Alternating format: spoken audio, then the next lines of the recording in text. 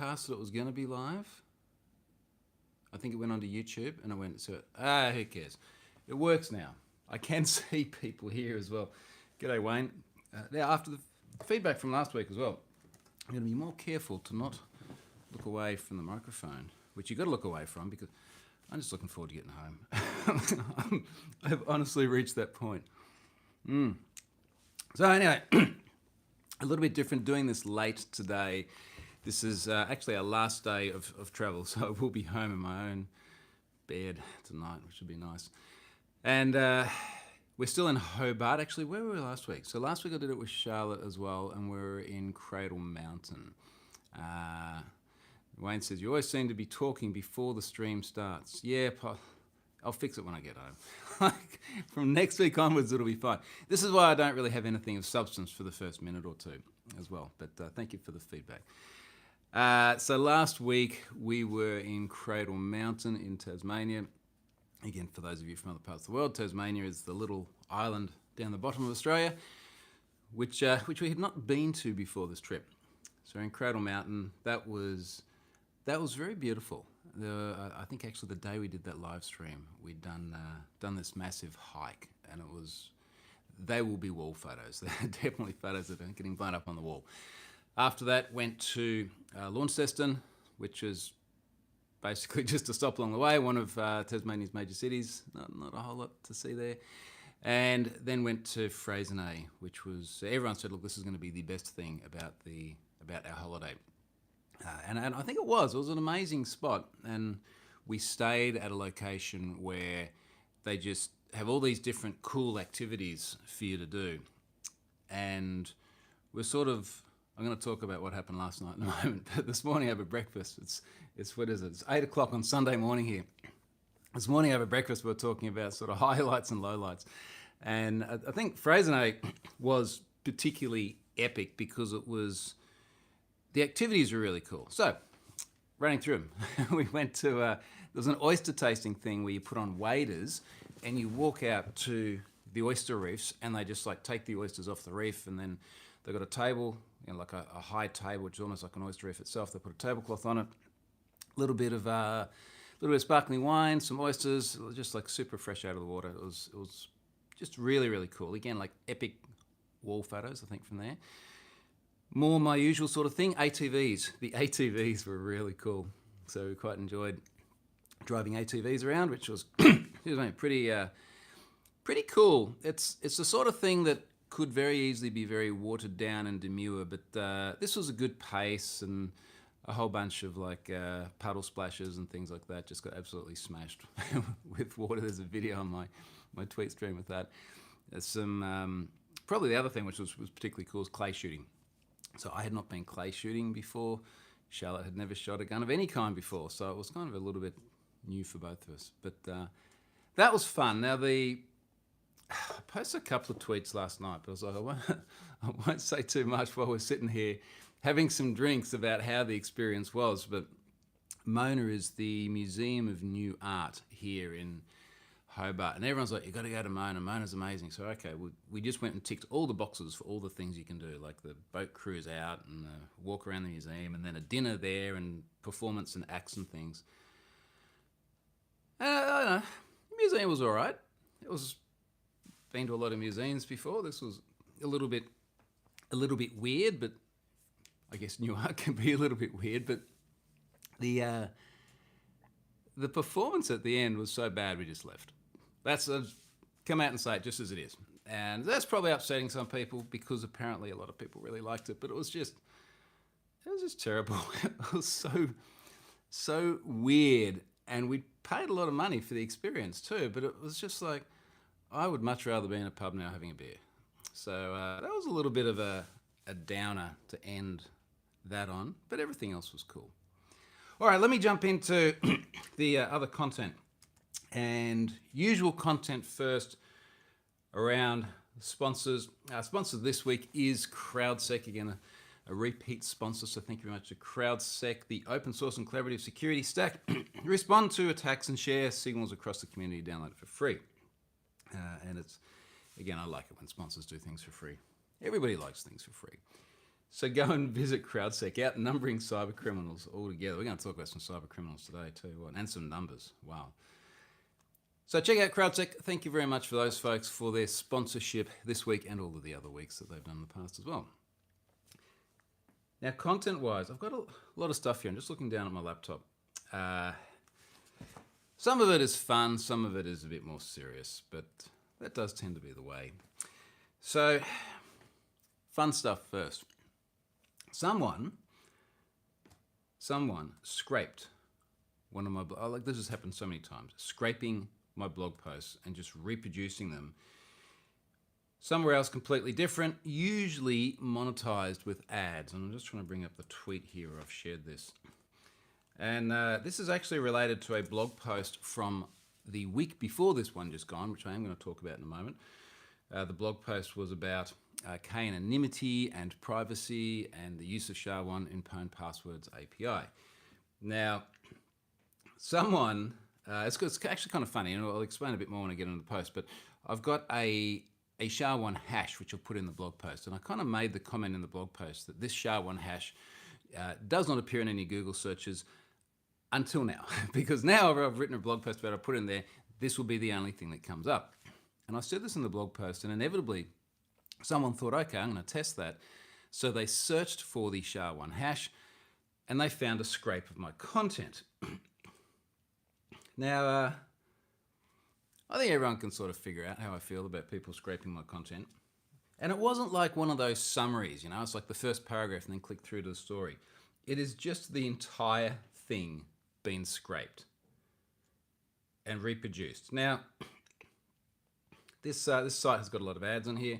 There are ads on this next to my blog post about anonymity and SHA-1 about the Canadian women's national team qualifying for the 2023 FIFA World Cup.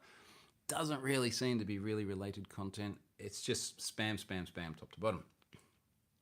Now, when they scraped my content, they scraped just the content, not the images. The images they have embedded from my site. You can see where this is going. So the pro tip to anyone scraping content, like if you're going to scrape someone's content and you want to reproduce it, if you just scrape all of their HTML and you embed the images from your site, then every request to that image comes with a referrer header, which is from a completely different site. In this case, from newswwc.com. Now, when I see an inbound request that has that referrer header, and it's looking for, geez, I feel tired today. I was probably trying to recover from last night. When I see that inbound request and it has that referrer header, I can decide what I want to return from that request. Do I return the hero image that's meant to be on top of the page? Do I return something else? This isn't the first time I've had this happen. So I already had a Cloudflare worker on troyhunt.com doing exactly what I needed it to do. So now if you go to that page, I'll drop it here in the comments just for everyone to enjoy it in its full glory. If you now go to that page, you will see Rickrolls, which is fun. And it also allowed me to actually show Charlotte what a Rickroll is, if you remember from last week's episode when she and I were on here together. She didn't know what a Rickroll was. Does now, because you can see it on the scraped content. It just felt unnecessarily hard. Why would you do that? Anyway, so that was that. Now, let's talk about the really big one. This actually consumed quite a bit of time this week. The Shanghai police data breach of allegedly 1 billion people. Now, Chinese data breaches are always a little bit different to what I'm used to for several reasons. Number one, it's very hard to verify them due to the fact that most Chinese data breaches I see have verification not via username and password, but very, very frequently, most of the time, I don't know, a lot, by phone number. So you will enter the phone number and then you'll inevitably get an SMS to the phone number and then you authenticate. It just seems to be more of a cultural norm. That makes it harder for me to go and grab mailinator addresses and then plug those mailinator addresses into a password reset and see if it gets a hit. I always find it harder to find enumeration vectors. Plus, I don't speak Chinese and I don't recognize any of the language. And a lot of stuff is in Chinese. I can use Google Translate on the page and kind of wing it. It makes it harder. The other thing that's extraordinarily hard is disclosure. And this will bring me to one of the data breaches this week. In fact, we'll talk about that now. Mangatoon, 23 million records, Hong Kong-based service. The chances of me getting a reply from them were just about nothing. The person sent me the data, said, look, I've been trying to reach them, but they haven't replied. I went, okay, well, I'll give it a go too. I tweeted as well. Anyone got a security contact at Mangatoon? Of course, no reply. Now, that was the Mangatoon thing. I'm not going to sort of delve into that. I've got too much other stuff today. But I just never have an expectation of getting a reply for anything related to Chinese data breach. This Shanghai police situation was someone on a hacking forum popping up saying, I've got 1 billion records of the Shanghai Police Department, including things like police reports, which have been submitted. Here's a sample of 250,000. Now, I had someone drop me that in the DMs pretty early on, and then before you know it, there's reporters crawling all over it as well. So I think that the first person I spoke to was someone from the Wall Street Journal, said, look, we're seeing this, we're trying to figure out if it's legitimate or not. Now, this was a lady with a name that implied to me that she was more likely to speak Chinese than me. So I said, all right, well, why don't you have a look at this sample? It's got phone numbers in it. Just call some of them. Call them up, ask them if this is legitimate or not. And so she goes away, and a few hours later we're talking. She's like, yeah, a whole bunch of people have said, yes, this is legitimate. Now that raises another interesting point. When we say legitimate, is it that the phone numbers and the email addresses and the names and the addresses and the dates of birth and the genders and the things that are pretty generic to many data breaches, are they legitimate? And if yes, well then that's important, but that doesn't necessarily allow us to attribute it back to the Shanghai police as the source. But within this data is police reports. So the example that the journo gave me, she said, look, for one of the people there, they had reported their iPhone as lost or stolen or something like this. And that was the data that was in this alleged breach, and that was legitimate. Now, that doesn't come from a data aggregator. It doesn't come from a spam list. It doesn't come from catforum.cn or anything like that. That comes from a very, very specific use case. So when we saw that, it's like, okay, well, this is actually starting to tick boxes in terms of legitimacy. So where else could that data have come from?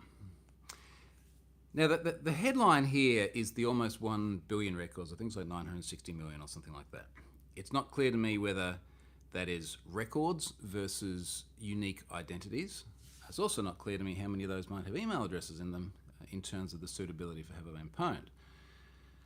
But that's the thing that's been getting all of the traction, and it's been like a who's who of media interviews this week. There's the Wall Street Journal, Washington Post, CNN, something else, multiple other ones. I don't know. But the big American ones seem very interested in it, which is quite interesting. We haven't seen, as far as I know to date, if anyone hears any different, please drop me a note in the comments, but we haven't heard of any statement from Shanghai Police. And it's one of the comments I made to one of the journalists. I said, look, normally around data breaches, when there's all of this discussion about it, an implicated organisation will come out and say something like, we're aware of rumours. They might deny them altogether. They might say, yes, it's accurate. They might say, we're investigating, but they normally say something. It's really unusual to have complete radio silence, especially when it's getting so much press. Now, I do wonder if this is perhaps a cultural thing again as well. In my experience, breaches related to China tend to go a lot more unnoticed. But I don't know, if you're in China, or if you're in China watching YouTube, if you have an understanding of that, then let me know or leave a comment. But it does seem like things there fly under the radar a lot more. Now, I don't know where this is going to go, but if I had to hazard a guess, incidentally, the entire data set being sold for $200,000 US worth of Bitcoin, if the whole thing does end up getting sold and someone pays the money, or even if they don't and then the price drops, or if, every time we see, I think back to like LinkedIn and Dropbox, every time we see data put up for sale for some large amount of money, sooner or later it normally turns out there in public circulation. So if this does, excuse me, become out there in public circulation, that will obviously be something I'll take a much closer look at. For the moment, it's a big news story, but lots of unanswered questions. So let's see where that one goes. That'll be interesting. Okay, blog post this week. I actually pumped out, well, 3 blog posts since I last spoke about this. 2 in the week just gone and 1 the week before, which is a bit of a record lately because I have been busy with other things. SHA-1 and PII anonymity. Now, I want to talk about this because, to be honest, it's kind of one of those blog posts where it's like something's pissing me off and I want to write about it and I want to get it all down clearly. And it relates to the way both the pwned passwords implementation works. I'm loading the blog post up here as I talk. And also the way the PII anonymity email address search used by the likes of 1Password and Mozilla work. And they both work on the same principle. So as a really quick recap, they work. Let's do the password bit first because it's probably the most commonly used. The password bit works by every single password in the database is represented by SHA-1 hash. Now the SHA-1 hash you can then query by the first 5 characters. So you can go, hey, get me, I've got a password, it hashes down to this whole thing. The first 5 characters is 1, 2, 3, 4, 5 for the sake of simplicity. Go to the PII anonymity API, get me all of the hashes that begin with 1, 2, 3, 4, 5, and then it comes back with the remaining 35 characters because there's 40 characters in a SHA-1 hash. And then for every one of those hashes, it's like, here's how many times it's been seen. So you know, as the consumer of the service, well, you know the entire hash, but you're only giving away the first 5 characters. You're getting the whole thing back. If you find a match, you know that that hash was in there. If you know the hash was in there, you know the password was in there because you've created the hash yourself. Now, the joy of that is that for me as the service operator, I only see someone querying by the first 5 characters of a hash. So what it means is that if I see a query for SHA-1 hash prefix 1, 2, 3, 4, 5, and if, and I don't do this, but hypothetically, if I was logging it and storing it and then trying to figure out what your passwords are, I've really got nothing to go on. The mathematical possibilities there are absolutely ginormous.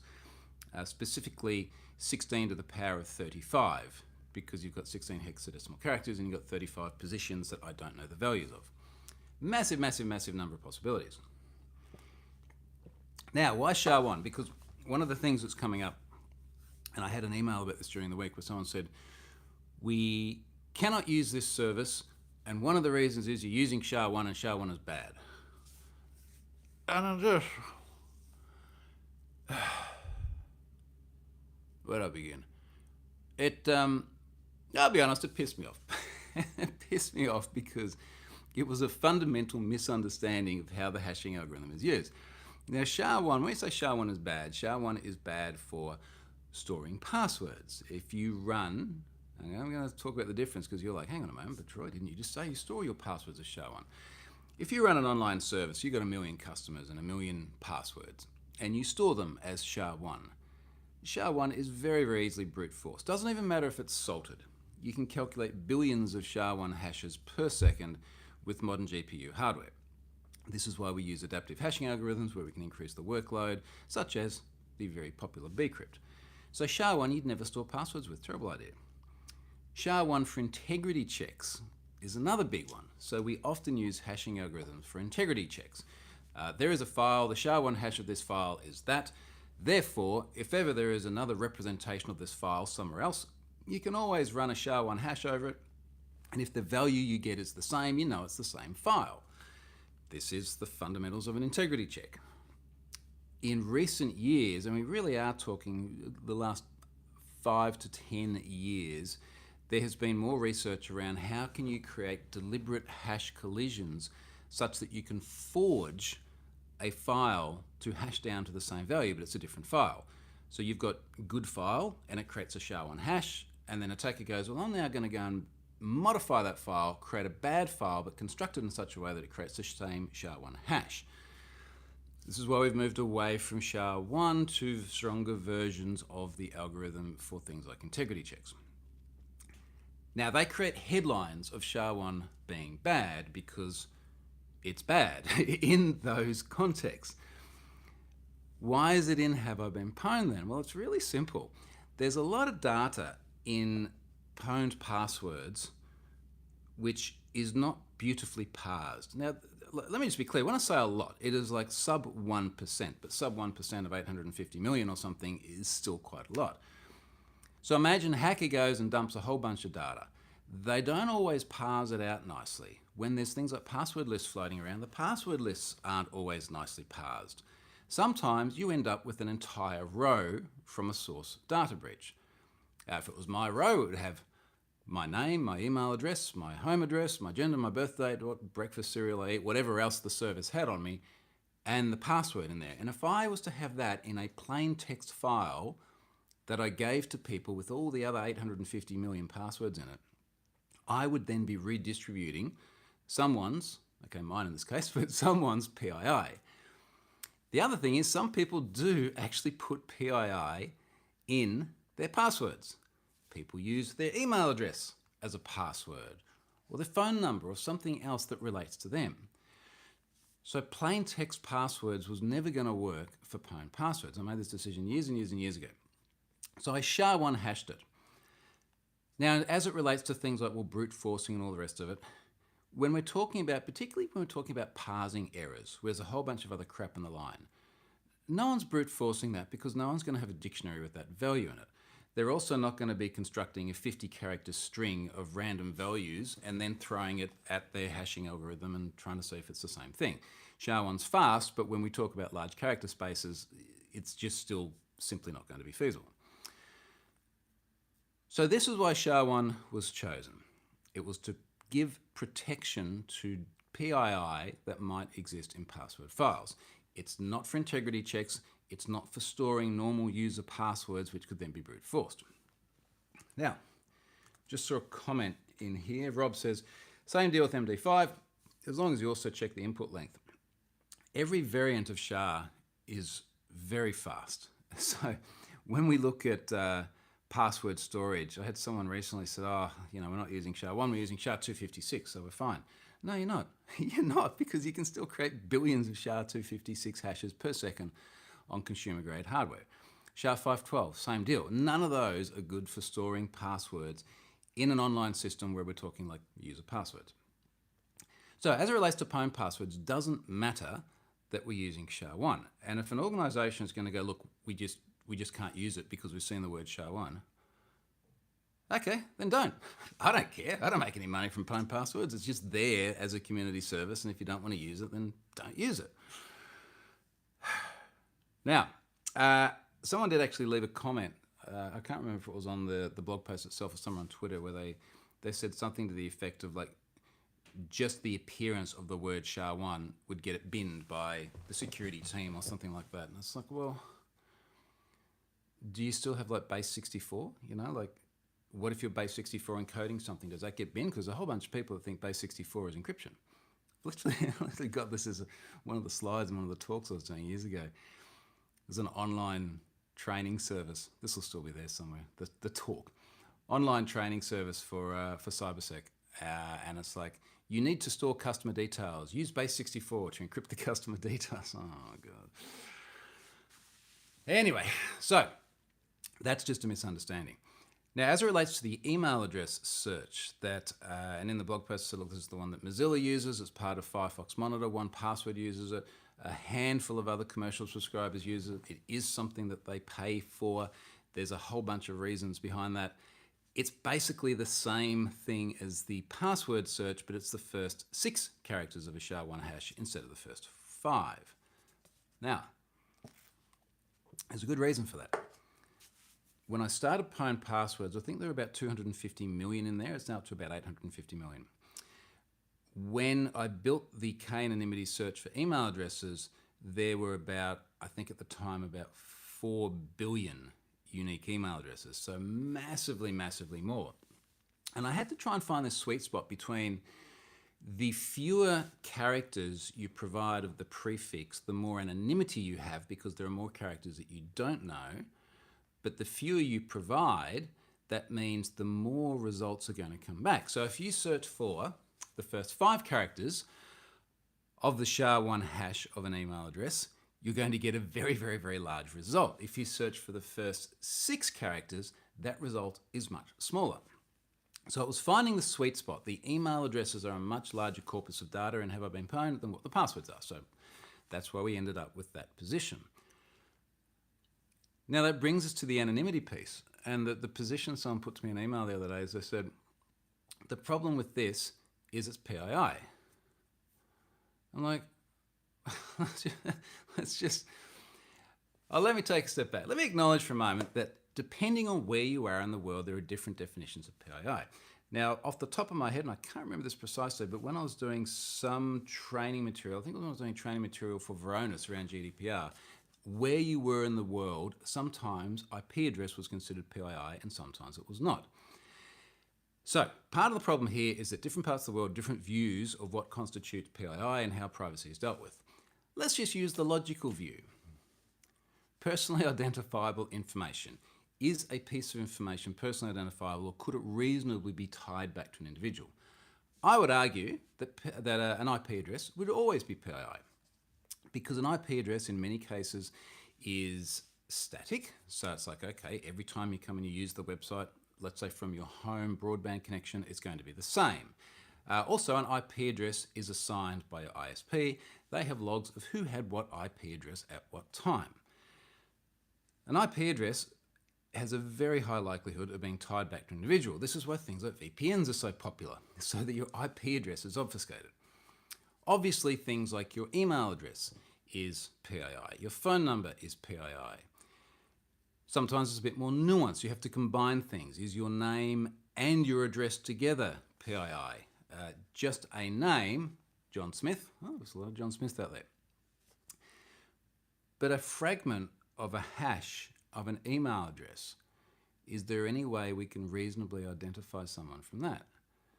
So you got an email address, hashes down, 40 characters long. You've got the first 6 characters, so you now have 16 to the power of 34 different possible characters off the end of that. I don't know what that number is. It's very large. It's got a lot of commas. I literally put the whole thing in the blog post because it's like, look at how freaking long this number is. You've got a 1 and that many numbers are getting the hash right if you have those first 6 characters. And then there are hash collisions. And because there are hash collisions, this means that there are multiple input strings that create the same output string. So the probability is actually even more remote. When it sort of push came to shove, and I pushed this person on it the other day, and I said, all right, humour me, just give me an example. If I give you a hash prefix of 1, 2, 3, 4, 5, 6, whose email address is that? And they're like, well, obviously we can't answer that question. I'm like, okay, well, that's kind of my point. I think that their issue, honestly, their issue is that they've got, this was the same person that had an issue with the use of SHA-1. There's a compliance officer somewhere with a box, and the box somehow draws the conclusion that because a partial hash, or because the full hash is derived from PII, and then you've got a fraction of something that is derived from PII, that makes it, it doesn't. That's just stupid. It's just stupid. Like I said, I wanted to have a little bit of a rant on that blog post. It just did not make any sense at all to me. But that's okay. It doesn't matter. Not everyone has to like it. It's really easy just not to use it. Go and do something else. Okay. Simpler note, Polish government. So Polish government is now on Have I Been Pwned. They are the 34th government to come on board. Now, as soon as I say on Have I Been Pwned, every time I say it publicly, a whole bunch of people are, oh crap, Polish government's been pwned. No, not like that. It just means that they have access to the same set of government APIs that the other 33 before them, beginning with Australia and the UK, first 2 governments on board. They have access to APIs where they can query their domains. So this is an allow list of domains that the government can query. In the case of Australia, it's .gov.au or .gov.uk in the UK, and it's literally just a regex. You can query anything, .gov.uk, along with some other very specific examples. So our scientific research department in Australia, the CSIRO, they're not on a .gov.au domain, so there is an allow list of individual domains as well. So Poland comes on board there. They can now query all of those, which is great. I I had this idea the other day. It's like, wouldn't it be nice to like, I'm saying this at the end of a long holiday, or it's like I'm really ready to just go back and sleep in my own bed. Wouldn't it be nice to do like the world tour of ever-being-owned governments? Because there's like Jamaica. I'd love to go to Jamaica. I haven't been to Poland. I'd like to go there. And a whole bunch of other places I have been I'd like to go back to. In fact, I will be seeing some of them. I'm going to be back in Europe later this year. I'm definitely going to be seeing Norwegian folks there. Plan is to spend some time with some companies and government folks there. But I'll try and do the other ones somewhere in the future. Now, last thing in terms of blog posts. Yesterday or the day before, I can't remember when because trips become a blur. I did post about getting my MVP renewed. So this is the 12th MVP renewal, which is wonderful. It's something which I guess has become predictable insofar as I do pretty much the same things each year in terms of the community stuff. So I get the same award, which is nice. And yeah, just getting that each year is a really nice reminder, particularly when there's so much stuff over the last couple of years in particular I've had to do, which is sitting at home, not facing people, not having that sort of first-person engagement. Actually, last thing on that before I end this week's update, the last one on mobile for a while, is I did do a meetup in Hobart. When was that? Thursday, I think it was. Several days ago. Blur. Several days ago at a brewery, which was really cool. I had a whole bunch of people turn up there, drank some beers, did some talking. It was really nice to be able to do something face-to-face again. And there'll be many more face-to-face things coming up. Actually, what's the next thing on my list? That's a good question. I know I've got NDC Sydney coming up in October. Actually, the next two things on my list, I've got NDC Sydney for the 10th to the 14th of October, so I will be physically there in Sydney. Also got Go to Copenhagen from the 3rd to the 7th October. That will be remote. I am actually going to be in Copenhagen in December, in person, physically. Not entirely sure yet whether we're going to do meetups or anything like that, but I will be there with the family, doing the family things. It's all very Christmassy in Copenhagen then. And until then, definitely in Sydney. So with that, I'm going to tune out for now. I will be doing this from home with the better audio and the lighting and frankly, organisation. Thank you for bearing with me over the last 3 weeks. It's 4 of these videos I've done on the road. I need to work a little bit more on my remote kit and try and sort out some of the teething problems I've had these last few weeks. But thanks for persevering. See you from home next week.